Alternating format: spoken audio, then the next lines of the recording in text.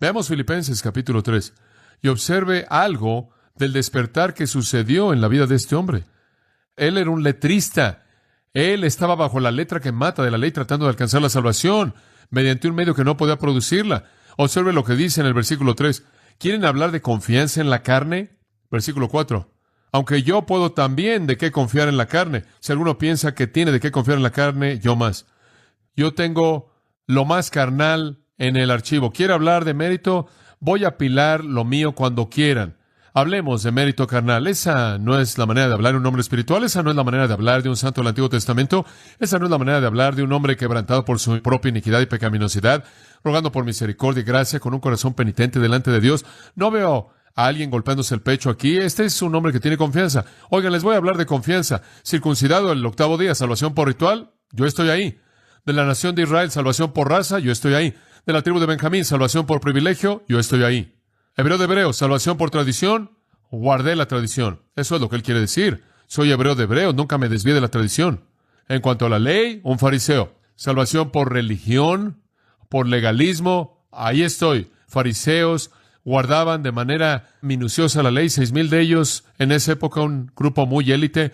En cuanto al celo, versículo 6, era perseguidor de la iglesia. Si la salvación se relacionaba con celo, motivación, yo califico. Y después esto. En cuanto a la justicia que está en la ley, irreprensible. Si la salvación es por moralidad, allí estoy. Salvo por ritual, raza, privilegio, tradición, religión, celo y moralidad, yo lo tenía todo.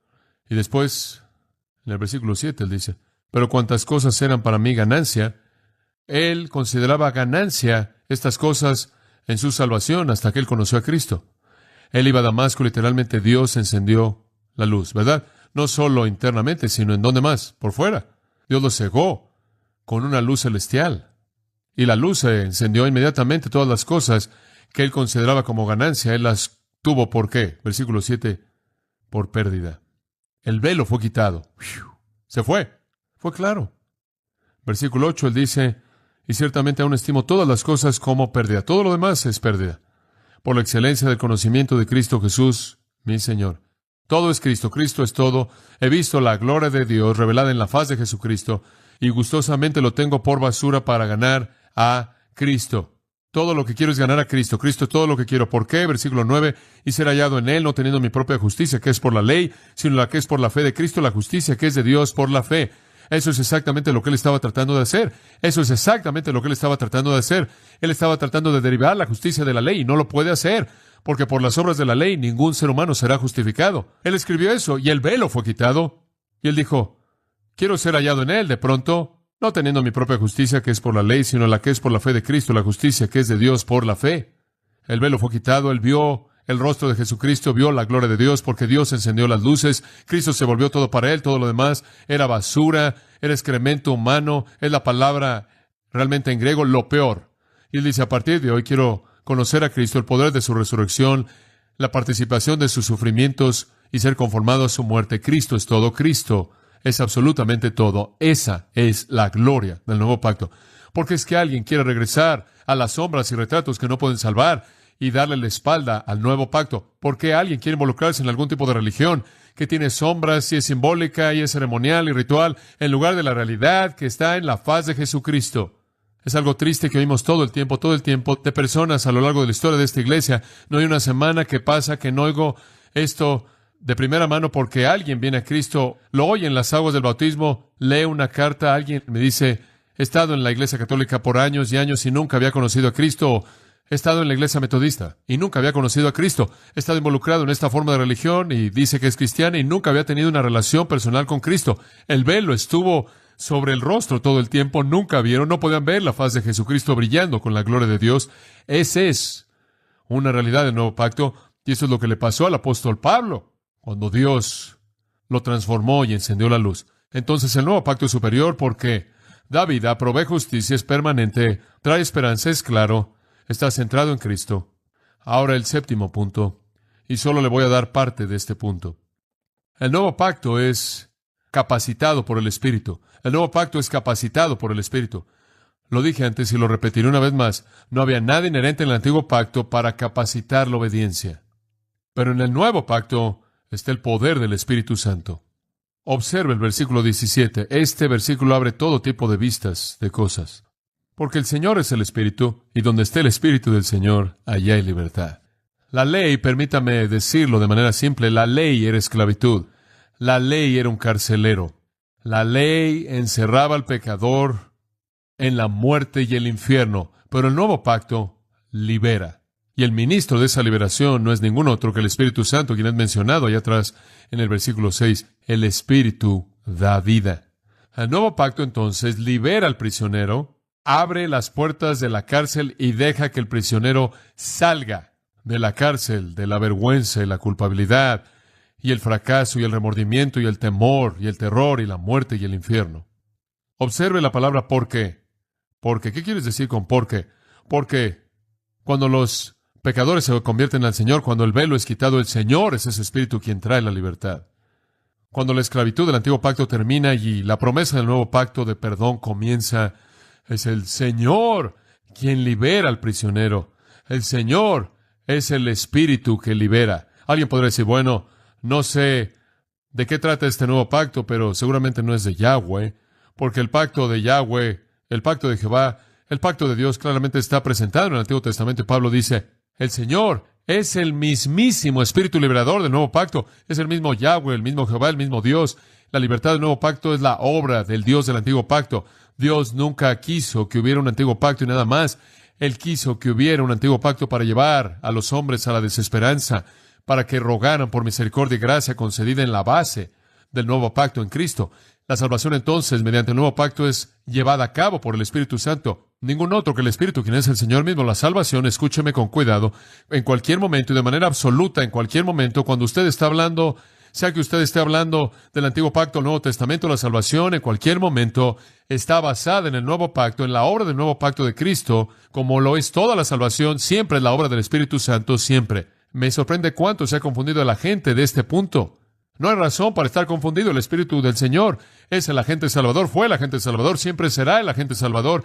Es el Espíritu, siempre ha sido el Espíritu quien aplica la salvación del nuevo pacto y la provisión del nuevo pacto al creyente arrepentido en cualquier época. En cualquier época. La obra del Espíritu Santo es la obra de regeneración. Y esto lleva a la pregunta, y solo voy a responderla brevemente. Vamos a acabarla la próxima vez. ¿Cuál fue la obra del Espíritu Santo en el Antiguo Testamento? ¿Qué hizo Él? Y un estudio cuidadoso del Antiguo Testamento revela eso. Y realmente no es difícil. Toma algo de tiempo, pero no es tan difícil. Permítame explicarlo de la manera más simple que puedo. Si usted hace un estudio panorámico del Antiguo Testamento en su totalidad, básicamente va a terminar con el hecho de que la obra del Espíritu puede resumirse en 4 categorías. El Espíritu Santo operó en 4 categorías en el Antiguo Testamento. Y quiero compartir esas categorías con usted porque no quiero que esté confundido, como muchos han estado confundidos, particularmente aquellos que han salido de un legado dispensacional. Porque tanto ha sido dicho del Espíritu Santo, haciendo una cosa en una generación y otra cosa en otra generación, y otra cosa en otra, y otra dispensación o economía, cuando la realidad es que la obra del Espíritu Santo es prácticamente igual todo el tiempo, siempre ha sido, siempre será, con unas cuantas variantes, pero generalmente es lo mismo. Ahora, veamos las 4 cosas que vemos que el Espíritu Santo hace en el Antiguo Testamento. Número 1, creación. Creación. De manera muy clara, el Espíritu Santo tiene una función muy importante en la creación. Como los teólogos dirían, no es una creación ex nihilo, esto es decir, no de la parte de nada. Juan 1 nos dice que Cristo es el creador ex nihilo. Esto quiere decir, todas las cosas fueron hechas por Él y sin Él nada de lo que ha sido hecho fue hecho. Lo que eso significa es que fue Jesucristo quien creó la sustancia, que sería tiempo, espacio, materia, energía. Pero en Génesis 1 dice, Dios creó los cielos y la tierra estaba sin qué forma, estaba vacía. Fue Dios quien es el creador maestro, claro, Dios creador, quien mediante la agencia de Cristo de la nada hizo las cosas que constituyen la vida en el universo. El Espíritu Santo entonces estaba moviéndose, dice, sobre esa creación vacía y sin forma, y fue su función el llevarla que tuviera la forma que Dios había diseñado que la creación tuviera. Dios tuvo el plan. Mediante la agencia de su Hijo, el segundo miembro de la Trinidad, materia, tiempo, espacio, energía, fue formada. No tenía forma y estaba vacía, amorfa, hasta que el Espíritu de Dios se movió sobre ella y la llevó a su forma apropiada. Encontramos el testimonio de Job 33, versículo 6, de nuevo afirmando esto. Esto es que el Espíritu de Dios es el que se está moviendo y dando forma a la creación. Job 33, de hecho, versículo 4, el Espíritu de Dios me ha hecho, y el Espíritu del Todopoderoso me da vida. En el Salmo 104 y otros salmos, usted tiene el mismo énfasis básico. Simplemente un texto más que mencionaría es Isaías 40, en donde usted tiene la obra creadora del Espíritu Santo, mencionada de una manera muy interesante, comenzando en el versículo 12, quien midió las aguas en el hueco de su mano, y midió los cielos con su palmo, y midió el polvo de la tierra por medida, y pesó los montes con balanza, y midió los montes con balanza. Todo esto es obra creadora. Y el siguiente versículo 13, ¿quién dirigió al Espíritu del Señor o le dio consejo? ¿Quién ayudó al Espíritu Santo a crear? Bueno, el punto que queremos explicar es que el Espíritu Santo estaba creando y no necesitó ayuda alguna. Su deber en nombre de la Trinidad en la creación fue producir la obra creadora de los 6 días, llevar al universo a su estado final de diseño y orden, el aspecto coronador claro del cual fue crear al hombre y a la mujer a imagen de Dios. El Hijo trajo las cosas ex nihilo, de no existir a la existencia. El Espíritu tomó la sustancia y de esta manera creó y el principio de vida y formó las cosas diseñadas por el Padre en la creación como las conocemos. Encontramos entonces a lo largo del Antiguo Testamento que el Espíritu está involucrado en la creación. En segundo lugar, capacitación. Capacitación. Cualquier lector del Antiguo Testamento sabrá que usted encuentra esta frase con frecuencia. Dirá, y el Espíritu de Jehová vino sobre tal y tal e hizo esto. ¿Se acuerda de esa frase? Es repetida a lo largo del Antiguo Testamento. Ocasionalmente, el Espíritu de Jehová se fue. Eso es frecuente. Ahora escuche con atención lo que digo. Algunas personas han asumido que debido a la frecuencia de esa afirmación, por lo tanto es descriptiva de la relación normal del Espíritu Santo con los creyentes del Antiguo Testamento. Esa no es su intención. Esa no es su intención. ¿Por cuánto tiempo será alguien un creyente si el Espíritu Santo se fuera en cualquier época? No lo sería, porque la vida divina no es algo que usted puede sostener humanamente. Entonces, cuando usted lee que el Espíritu Santo vino y se fue, usted no está hablando de la experiencia normal de los creyentes. Está hablando usted de una capacitación anormal. Siempre es con referencia al Espíritu Santo capacitando a personas especiales para alguna tarea divinamente designada que demanda capacidad más allá de lo normal. Es para tareas especiales. Ahora escuche, cada vez que el Espíritu Santo se dice que vino o dejó una persona, fue para hablar de una capacitación especial lo que se tiene en mente. Y en ningún momento es un asunto de salvación personal. De hecho, usted puede tomar todas estas escrituras y descubrirá que hay 4 tipos de personas de quien se dice que el Espíritu Santo vino sobre ellos o el Espíritu Santo se fue. 4 tipos de personas. Número 1, jueces que tuvieron una responsabilidad inmensa para la liberación del pueblo de Dios de Israel. Y hubieron 4 jueces en quienes el Espíritu vino y se fue. Otoniel, Jefté, Gedeón y Sansón. Usted puede leer a lo largo de Jueces y ver eso. Solo fueron 4 de ellos. Y en cada ocasión hubo un propósito excepcional de Dios. ¿Qué le pasó a Sansón cuando el Espíritu de Dios se fue de él? ¿Se volvió qué? Débil. Él era como cualquier otro hombre. ¿Y después qué pasó cuando el Espíritu de Dios vino sobre él? Él podía matar a multitudes. Él podía derribar un edificio entero. Eso es algo que va más allá de la capacidad humana de Sansón o de cualquier otro hombre. Otoniel, Jefté, Gedeón y Sansón fueron jueces en quienes el Espíritu vino. La segunda categoría de personas que experimentaron esto fueron obreros asociados con la obra relacionada con la adoración de Dios.